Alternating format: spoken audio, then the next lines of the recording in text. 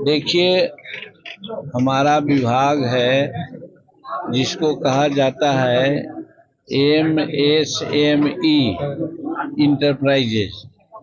कहने का मतलब कि माइक्रो, लघु और मध्यम उद्योग, ये तीनों का समाहित है जिसको MSME विभाग कहा जाता है और उसी का चार्ज हमें मिला है। इसका मोटा मोटी ये जान लीजिए कि समूचे हल्ला बात कीजिए भाई, अपना बात करना इसकी जब समूचे हिंदुस्तान के जब आर्थिक स्थिति को हम देखते हैं उद्योग का खास करके, तो 25,000 उद्योग, बड़े उद्योग हैं यहाँ हिंदुस्तान में, और 6 करोड़ के आसपास में है हमारा मीडियम, माइक्रो, स्मॉल और मीडियम इंडस्ट्री। तो कहने का मतलब है कि ये बहुत बड़ा विभाग है और हमारा जो GDP है उसका 30% अंश MSME में ही पड़ता है। अब यहाँ गया में हम आए हैं, इसके पहले दिल्ली में भी इस विभाग में आने वाले जो ऑर्गन है उसकी समीक्षा किया है। सबसे मोटा मोटी आप जान लीजिए कि इस विभाग में 2-3 ऐसे मुद्दे हैं जो बहुत इम्पोर्टेंट है, जैसे खादी उद्योग है, खादी ग्राम उद्योग है। फिर उसके बाद आप कह सकते हैं कि जो क्वायर बोर्ड है, क्वायर बोर्ड का नाम आप लोग जानते होंगे कि नहीं जानते। बोर्ड कहा जाता है जो नारियल का फल होता है उस फल से कपड़ा बनाया जाता है, और उसका जो बुरादा होता है कपड़ा बनाने के संदर्भ में जो निकलता है उससे एक मैंने जैविक खाद भी बनता है। और वो खाद ऐसा है कि 1 किलो खाद में 8 लीटर पानी ऑब्जर्व करने का ताकत है। यानी कि अगर जहाँ मरुभूमि है, जहाँ पानी की आवश्यकता है कम ज़्यादा है और पानी नहीं मिलता है, वहाँ उस खाद को अगर खेतों में हम छींट देते हैं और एक बार पानी पटा देते हैं तो 5 पटवन के बराबर, 7 पटवन के बराबर वो हो जाता है।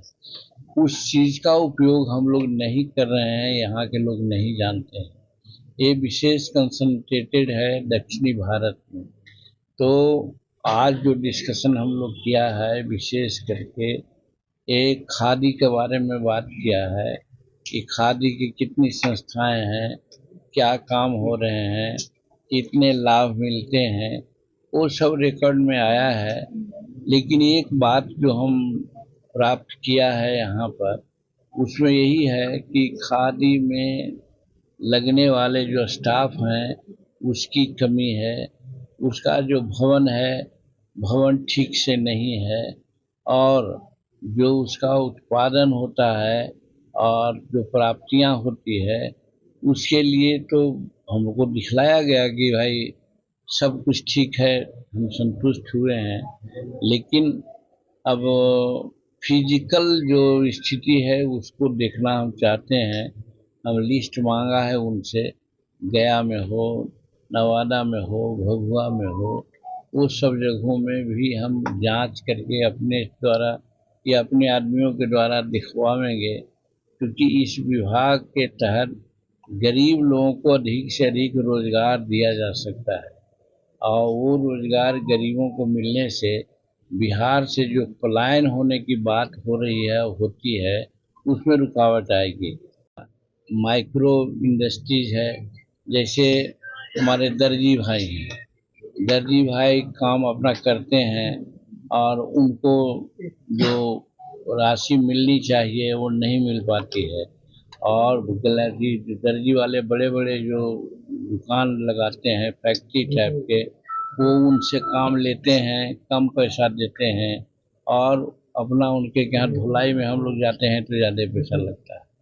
जैसे हमारे यहाँ ये मोमबत्ती अगरबत्ती उद्योग है, अगरबत्ती उद्योग का भी हमने समीक्षा किया। यहाँ मात्र 40 परिवार के बारे में बताया गया कि मात्र 40 परिवार लगे हुए हैं, हमने उनको बताया कि ये गलत रिपोर्ट आपको है। वो कहते हैं कि वहाँ से टारगेट आता है। जब यहाँ से हम आवश्यकता देंगे तभी तो होगा। जैसे आप देख रहे होंगे कि हमारा ये जो मोहल्ला है बगल में, कौन मोहल्ला इसको हम लोग कहते हैं, गवल बिघा में हजारों घर ऐसा है, और खास करके माइनॉरिटी परिवार के लोग होते हैं, उनका पेशा ही है बनाना अगरबत्ती।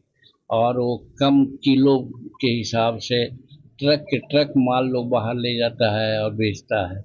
अगर क्लस्टर हम लोग यहाँ बनावें तो उनको हम लोग फायदा दे सकते हैं।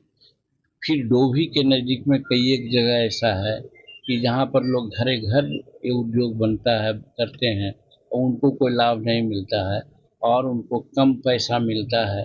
तो इसको क्लस्टर बनाने के लिए भी हमने आदेश दिया है कि आए क्लस्टर बनाइए। और कुछ लोग का कहना है क्लस्टर है, लेकिन क्लस्टर कार्य नहीं कर रहा है, तो उसको कार्य करने के लिए भी हमने कहा है। और जैसे बर्तन का मामला है, हमारे वहाँ वजीरगंज में कई एक जगह ऐसा है जहाँ पीतल का बर्तन, कांसा का बर्तन बनता है। अगर उसको हम लोग मौका दें, पैसा दें, जो एमएसएमई विभाग में प्रोविज़न है कि उसको हम 5 गो या 10 गो कोई क्लस्टर बना करके उनको सरकार की तरफ से पैसा देते हैं और सब्सिडी भी देते हैं, बैंक से लोन देते हैं ताकि वो काम को कर सकें। तो अगरबत्ती बनाने के साथ साथ आप देखते होंगे रस्सी बनाने का मामला होता है, पत्तल बनाने का मामला होता है। और दर्जी भाई की बात भी है, हम आप जाते हैं, दर्जी भाई सीता है, पैसा उसको कम मिलता है, लेकिन वही जो बड़े बड़े फैक्ट्री टाइप के चला रहे हैं और उनसे काम लेते हैं और उसमें लेबल लगा लेता है, तो एक सिलाई में कुर्ता का 500 और 600 रुपये लेता है। अब ये 100 रुपये में बेचारा दे देता है। तो इस तरह से हमारे गरीब मजदूरों का शोषण हो रहा है। तो हमारे एमएसएमई विभाग में इसी का यह है कि उसको खोज खोज करके उसका क्लस्टर सेंटर बनावेंगे जहां उनको ट्रेनिंग दी जाएगी, और दी जाती भी है, लेकिन देने का जो प्रक्रिया अभी है कम है, बहुत लोग नहीं जानते हैं। इस चीज़ को भी हम लोग कहा कि इसका पब्लिकेशन होना चाहिए, एडवर्टीजमेंट होना चाहिए। जैसे खेती में होता है कि VLW होता है, गांव में जाते मीटिंग कराता है कि कौन खाद देना चाहिए, कौन धान रोपना चाहिए। उसी प्रकार से हमारे एमएसएमई में भी है कि हम छोटे छोटे लोगों को कैसे लाभान्वित कर सकते हैं, कितना उनको हम सब्सिडी देते हैं, कैसे बैंक से लोन देंगे, कैसे उनको गारंटी देंगे, ये सारी बात के ट्रेनिंग होनी चाहिए।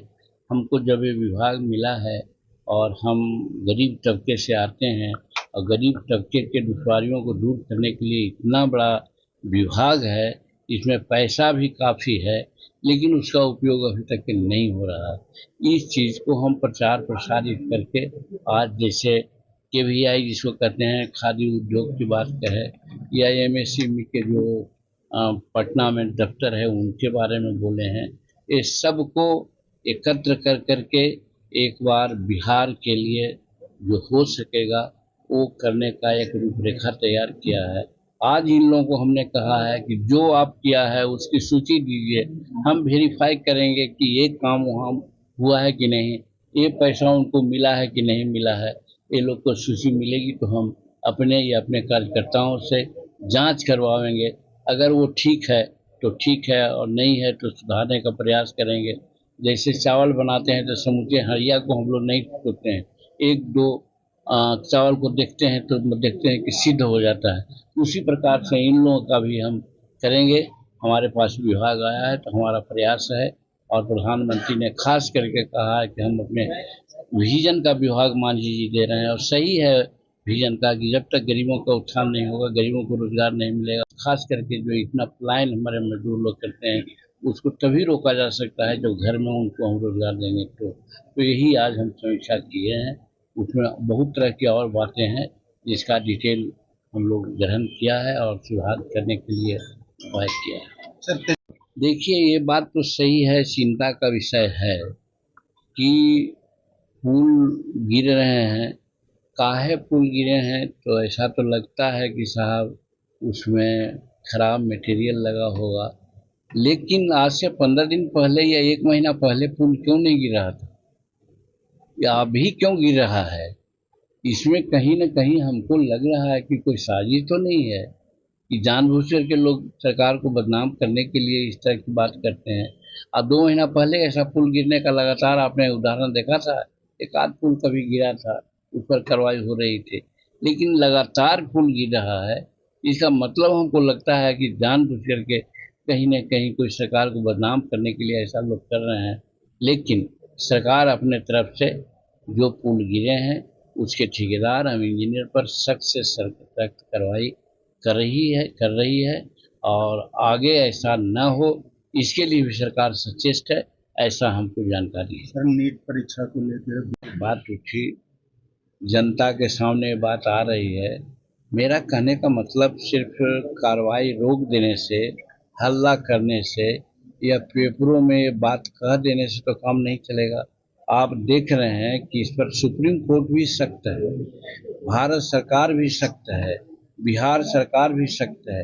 कड़ी से कड़ी कार्रवाई जो हो सकती है, आप देख रहे हैं कि कितनी गिरफ्तारियां हो रही हैं, कहाँ कहाँ रेड हो रहा है, सारी बात कब्जे में आने जा रहा है, सारा चीज़ का उद्भेदन हो जा रहा है और सरकार इसमें न किसी को बचाने की स्थिति में है, न किसी को फंसाने की स्थिति में है। जो उचित कार्रवाई है सरकार कर रही है, आगे इस प्रकार की गड़बड़ी न हो इसका पुख्ता इंतजाम सरकार कर रही है। सर, क्वाइट बोर्ड की बात पहले आप लोग भी नहीं जानते होंगे, हम भी नहीं जानते थे। बहुत उपयोगी उद्योग है, हर जगह उसको लगाया जा सकता है और बिहार में भी उसका जो कारोबार का है उसको हम लोग लगाएंगे, चाहे गया हो, पटना हो और सब जगहों में है, क्योंकि सब जगह नारियल का फल और डाब का पानी लोग पीते हैं, इसलिए सब जगह क्वायर मिल जाता है। इसलिए उसको प्रोसेस करने के लिए, जैसे गांव घर में आप देखते हैं या स्टेशन में देखते हैं कि कचरा, प्लास्टिक, शीशा लोग जमा करने वाले कुछ मजदूर लोग घूमते रहते हैं, उसी प्रकार से ये क्वायर को भी प्राप्त करने का, कलेक्शन करने का इंतजाम करावेंगे और प्रोसेस करने के लिए जो उसका मैकेनिज्म होता है उसको तैयार करावेंगे, जिससे एक तरफ हमको अच्छा से अच्छा सूती वस्त्र मिल सकेंगे, दूसरा उससे खाद जो में फर्टिलाइजर है वो मिल सकेगा और उससे हमारे लोगों को नियोजन भी मिलेगा। ये इंतजाम हम करने जा रहे हैं।